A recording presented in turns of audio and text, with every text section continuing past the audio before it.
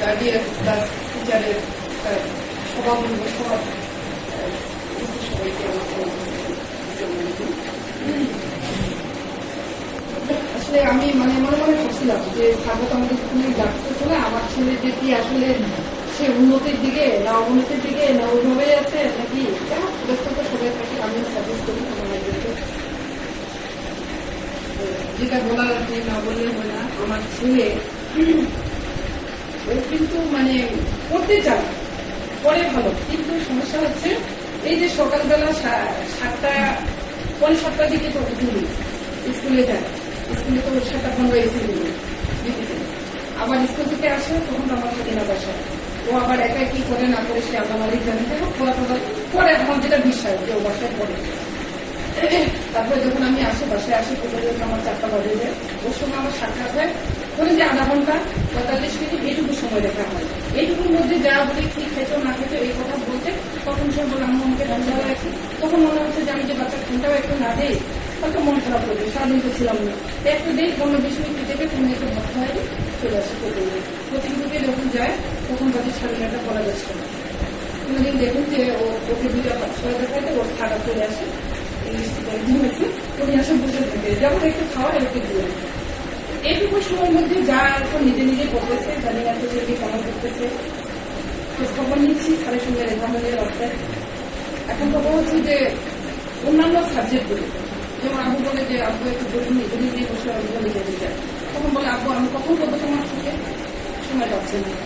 আমি চাচ্ছিলাম যে আসলে ওদের যেটুকু পড়ানো হয় সেটুকু যদি এখানে আদায় করে নেওয়া হয় আমার মনে হয় সবচেয়ে বেস্ট হবে, তাহলে ওর বাকি চাকরি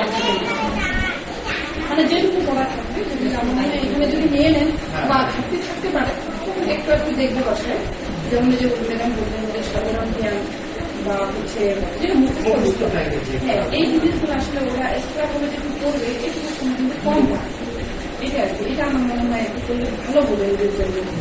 আর এমন তো নয় আমার মনে হয় যে যদি পড়াশোনার চাপ হয় তাহলে মনে করেন যে 20টা দিলাম, 20টা থেকে আমি 15টা দিলাম বা 50টা দিচ্ছিলাম সেখানে আমি 40টা দিলাম, তাহলে ওরা এখানেই টাকা করে নিতে পারবে। মনে হয় এটা করলে ওদের জন্য ভালো হয়, তাহলে ওদের করার আগ্রহটা একটু বাড়বে। আর যেমন শুক্রবার শনিবার শুক্রবারে বাচ্চাকে তোলা কিন্তু খুব কঠিন ব্যাপার হয়ে যায়, যেটা আমার ক্ষেত্রে আমি জানি না অন্যান্যদের ক্ষেত্রে কি রকম, আমার বাচ্চা কিন্তু খুব কঠিন হয়ে যায়। যারা তুলে সেটা আমি করি, সেটা করতে হবে, ওকে বুঝাইতে হবে। আর বাচ্চার প্রতি আগ্রহ আছে আমার ছেলেটা যেমন এনারা বললেন যে ছেলে হয়নি এটা ওটা, আমার ছেলে কিন্তু ওগুলোতে দেখে একটু কম যায়। কারণ আমাদের বংশের মিলে আমার ভাইসা হচ্ছে একটু ছেলে মিলে আমার যেমন হচ্ছে সেনাবাহিনী চাকরি করে বিদেশে করতে হচ্ছে, ওগুলো কথাবার্তা শুনে একটু কম আগ্রহী হয়, ও সবচেয়ে ইঞ্জিনিয়ারে বেশি বলবে। আমার বড় ছেলে ও এখান থেকে পরীক্ষা দিতে দেওয়া হচ্ছে 17 তারিখে, ও ইয়েতে করে পরীক্ষা দেবে, ওরা ঝোঁক হচ্ছে বা ইঞ্জিনিয়ারিং এ। যাই হোক যেটুকু পাশাপাশি হয় আমরা একটু চেষ্টা করি যে বাচ্চাদের আগ্রহী হয়। তারপরে আপনারা কথা কিন্তু বেশি তাদের কথা কিন্তু খুব ভালো বলে, আপনারা একটু বেশি করে আগ্রহ সৃষ্টি করবেন যাতে ওরা অনীহা প্রকাশ না করে, তাই না? এইটুকু আর কি আমার মতে, এইটুকুই। যাক সব মিলে ভালো আছে, আশা করবো যে আরো গেলে এই কয়েক মাসের মধ্যে আমি আশা করছি যে আরো ভালো হবে, আমরা চেষ্টা করবো। একটা জিনিসটা একটু ভুলে গেলাম, সেটা হচ্ছে ওদের যে প্রশ্নগুলো আপনারা যে প্রশ্নগুলো করেন পরীক্ষা নেন না, এই প্রশ্নগুলোকে আমাদের একটু অবগত করা যাবে বা সামনে একটু অবগত দিতে হবে।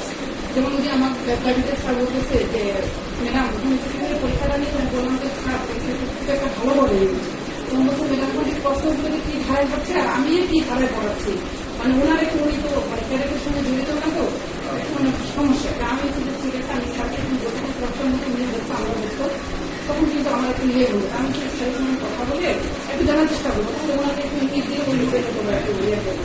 এইটা কোনো মতো কি জানানো যাবে কিনা সিলেবাস দিয়ে দেওয়া হয়, এইটা একটু দিয়ে ভালো হতো আমার।